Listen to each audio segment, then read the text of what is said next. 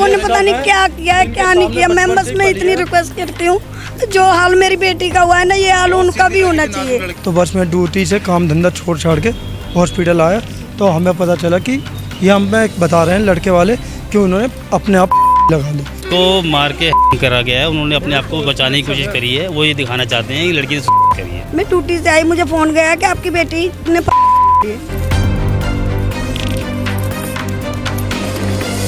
मेरी बेटी 2 महीने की प्रेग्नेंट थी। ये लोग पीछे पड़े हुए थे, अबॉर्शन करा लो, उसका अबॉर्शन करा लो। दो जानती मैं, मेरी बेटी तैयार नहीं थी ये, लेकिन ये लोग उसे बोल रहे थे बार बार। कुछ नहीं बोल रही हूँ, कह रहे कि उसकी तबीयत ज़्यादा ख़राब है, हम उसे लाल बहादुर लेके जा रहे हैं, आप लोग आ जाओ। एक बेटी मतलब ये होता है कि हमें बहुत दहेज देंगे, गाड़ी डिमांड 3 की गाड़ी मांग रहे थे मुझसे। शादी से पहले ऐसा नहीं, कुछ नहीं बोला। इन्होंने बोला था कि हमें बेटी दे दो, बस एक जोड़ी कपड़ों में, और कुछ नहीं चाहिए हमें। कहा जा रहा है कि आपकी बेटी गर्भवती भी थी। जी, जेठानी इसकी पूरा उसको दिमागी टॉर्चर कर रही थी। उनके उधर से इनकी पहले वाली बीबी भी इन्होंने ऐसे ही मारी थी। दिमागी टॉर्चर कर रहे थे उसको। मैं क्लियर कह रहा हूँ, उसकी जेठानी का बहुत बड़ा हाथ था। भारी पड़ गया मुझे लग रहा है। नहीं, शादी 2 महीने, 2 महीने ही। कोई डिमांड वगैरह भी थी वहाँ ससुराल वालों की? सुनने में तो कुछ ऐसा ही आता था। नीलम कहती थी कि पापा शादी करिए तो। नमस्कार, दिल्ली अप टू डेट देख रहा मैं हूँ आपके साथ तनिषा। खिचड़ीपुर से एक हैरत अंगेज मामला सामने आया है, जहाँ पर नव विवाहित का एक तरीके से जो है शव मिलने से हड़कंप मच गया। संदिग्ध हालत में जो है महिला की मौत हुई है और मृतक का नाम नीलम बताया जा रहा है। यहाँ पर जो मेरे पीछे लोग नजर आ रहे हैं, दरअसल ये नीलम के परिवार वाले हैं, ये सभी मायके वाले हैं, और इनका आरोप है कि ससुराल वालों ने जो है महिला की पहले हत्या कर दी और उसके बाद ऐसा दिखाया है कि नीलम ने ही कोई बड़ा कदम उठा लिया और अपनी ले ली। लेकिन यहाँ पर परिवार वालों से जुड़ते हैं, आखिर मामला क्या था और यहाँ पर नीलम की हत्या की गई है या फिर नीलम ने बड़ा कदम खुद उठाया है। यहाँ के परिवार वालों से ही जुड़कर हम जानेंगे। नीलम के फादर यहाँ पर मेरे साथ मौजूद हैं। क्या नाम है सर आपका? मेरा नाम सुनील है। ये इस सब चीज़ों के बारे में कब पता चला आपको? मैं तो अपने काम पे था, मैडम ने फ़ोन करा था हमारी। इन्होंने कहा कि नीलम की तबीयत ज़्यादा ख़राब है, हॉस्पिटल में लाल बहादुर में आ जाओ। तो बस मैं ड्यूटी से काम धंधा छोड़ छाड़ के हॉस्पिटल आया तो हमें पता चला कि ये हमें बता रहे हैं लड़के वाले कि उन्होंने अपने आप लगा ली। और मेरी बेटी ऐसा कर नहीं सकती। 2 महीने हुए हैं, 2 महीने में आपने कौन सी ऐसी वो करी है? 2 महीने में बच्चे को ये नहीं पता चलता कि मेरी नई नई शादी एक उमंग होती है। तो ये दिमागी टॉर्चर ही करा गया है, जिस हिसाब से वो ऐसा कदम उठाए या इन्होंने उठाया है या कुछ। क्योंकि 20 तारीख को उसकी, अभी 17 तारीख को जन्मदिन था। हमने हमने यही कहा था कि हम सब आएंगे, तो वो बहुत खुश थी कि पापा आएंगे। लेकिन उन्होंने उससे पहले उसके दिल में क्या राज था या टॉर्चर से दबा रखा था कि अभी आएंगे तो हमारी पोल पट्टी या क्या बोल दे। तो शायद मुझे ये पूरा डाउट है कि हमारा आना ही बहुत भारी पड़ गया मुझे लग रहा है। नई शादी 2 महीने, 2 महीने ही। कोई डिमांड वगैरह भी थी वहाँ ससुराल वालों? सुनने में तो कुछ ऐसा ही आता था। नीलम कहती थी कि पापा शादी करिए तो ये थोड़े खुद से नहीं है, जिस हिसाब से शादी करी जैसा तो। लेकिन खुल तरीके से इन लोगों ने हमें उस तरीके से शादी करी नहीं जैसे हमें उम्मीद थी।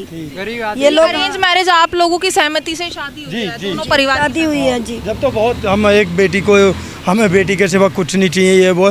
लेकिन वक्त शादी के बाद ही एकदम रंग बदल गए कि हम मिलने नहीं देंगे, हम ये नहीं करने देंगे। अरे 2 महीने के अंदर अंदर कौन अपने बेटी बाप के पास नहीं जाएगी? मैंने बेका नहीं है, मैंने शादी करी है। तो किस तरह से मैं मान लूँ कि भाई बेटी नहीं मिलने? वो कह रहे हैं कि भाई जाओगे तो अपनी जिम्मेदारी पे जाओगे। बताओ ये क्या? अब बेटी कुछ होता है मेरी बेटी को तो वो हमारी जिम्मेवारी होगी, उन लोग ससुराल वालों की नहीं होगी। आपको कैसे पता चला कि बच्ची के साथ ये सब हो गया है? ससुराल वालों का कॉल आया था या सीधा आपको पुलिस वालों ने कॉल किया? हमें किसी पड़ोसी के ससुराल में फ़ोन कर रही थी, लेकिन मेरी बात नहीं हुई थी। तो मैंने उसको लड़के को फ़ोन करा, राहुल को, तो वो बोलता मैं ड्यूटी पर हूँ। उसने बोला मैं घर जाके बात कराऊंगा। तो वो घर पे आया, फिर मैंने फ़ोन किया तो उसने फ़ोन नहीं उठाया, उसकी भाभी ने भी नहीं उठाया फ़ोन। आखिर बार क्या बात हुई थी अपनी बेटी से आपकी? परेशान लग रही थी? क्या परेशान तो बहुत लग रही थी। आखिरकार तो रात में ही बात हुई थी मैम, मंडे को। क्या बात हुई थी? मंडे को बात हुई थी। मैंने बोला फ़ोन नहीं उठा रही। नीलम कह रही मम्मी मैं सो गई थी दवाई खा के। तो तो यहाँ पर आप कह रहे 2 महीने हुए शादी को, शादी घर करके जब घर गई वहाँ पर, उसके बाद कोई डिमांड्स की बात की थी उन्होंने कि परेशान किया जा रहा है, मैं परेशान हूँ, ऐसी कोई बात? मैम अभी दूसरी बार गई थी, मेरी बेटी 2 दिन के लिए गई थी, उसी में उसने बोला मुझे, मम्मी ऐसे बोल रही थी दीदी कि क्या नाम है, पापा की बहुत उम्मीद थी कि शादी हमने तो बहुत अच्छे से सोचा कि शादी बहुत अच्छे से करेगी, एक बेटी है।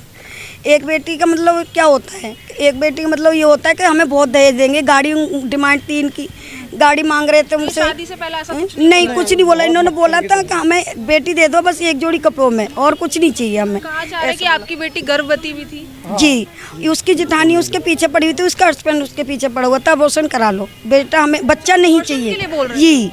ऐसा बताया आपकी बेटी ने? हाँ, उन्होंने कितने महीने की थी गर्भवती? मैम अब ये 18 तारीख को 2 महीने होते हैं उसको, 2 महीने हो जाते हैं 18 तारीख को।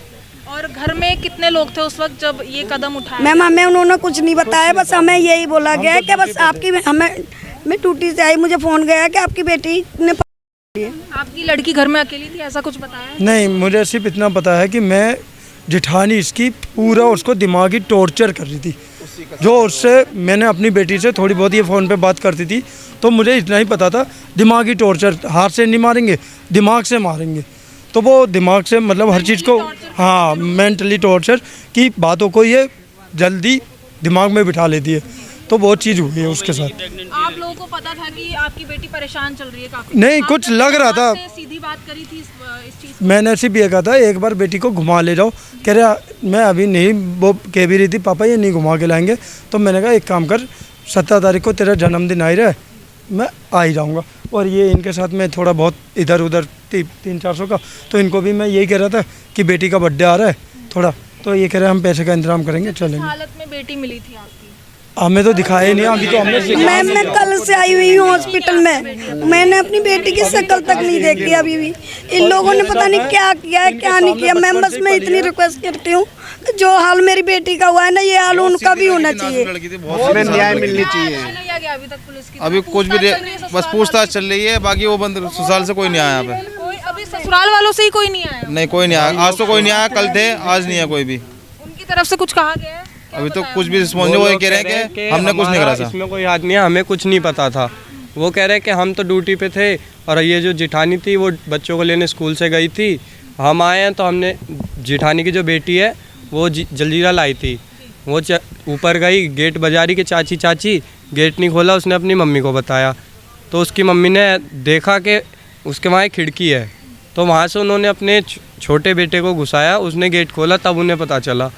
अब वो लोग उनके पड़ोसी जो हैं, उनके पड़ोसी जो है, सुनो, उनके पड़ोसी जो हैं बरीशा करके हैं एक, वो कह रही थी कि जेठानी का बच्चा है। और फिर थोड़ी देर बाद मैंने पूछा जेठानी का बच्चा है तो पहले किसने देखा था? मेरे जीजा ने देखा। जेठानी ने कह रही जीजा जी ने देखा तुम्हारे। कह रही जब बच्चे नहीं, मैंने बोला जब बच्चे नहीं थे तो उन्होंने कैसे खोला? फिर वो अगले पल ही कहती हैं कि पड़ोसी का बच्चा घुसाया था हमने अंदर। झूठ बोला यहाँ पे। अच्छा, ये आपके हिसाब से क्या आपकी बेटी खुद की जा सकती है या फिर मैम मैं कभी उम्मीद नहीं सबको करती। पता है कि वो नाजुक थी बिल्कुल, अगर उसे बुखार भी आ रहा है, मम्मी मैं मरूंगी तो नहीं, मम्मी मैं मरूंगी तो नहीं, वो दिमागी टॉर्चर कर रहे थे उसको। मैं क्लियर कह रहा हूँ, उसकी जिठानी का बहुत बड़ा हाथ था। आप लोगों को क्या लग रहा है इसमें सर, क्या हुआ है? देखो, उसको मार के करा गया है, उन्होंने अपने आप को बचाने की कोशिश करी है, वो ये दिखाना चाहते हैं कि लड़की ने सुसाइड करी है। वो 100% उसको इतना टॉर्चर किया है। का कारण क्या रहेगा इसके पीछे? हो सकता है कि वो लड़की डिप्रेशन में थी, या हम लोग आने वाले थे, 17 तारीख को उसका बर्थडे था, हम जाना चाह रहे थे।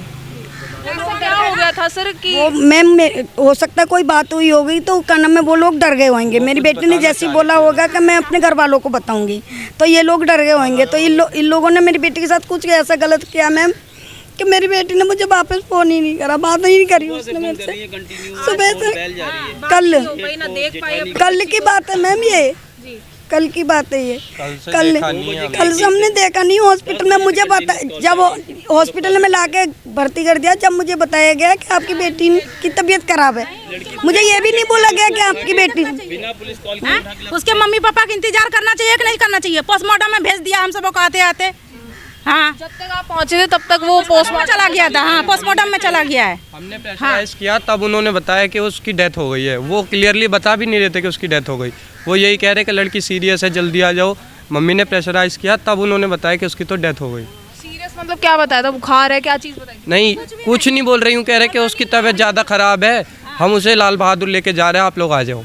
बस खत्म हो गया। इतने में हम वहाँ गाजीपुर पुल पे आए, वहाँ पे मम्मी ने थोड़ा कॉल करके प्रेशराइज किया, तब उन्होंने बताया कि उसकी तो डेथ हो गई है।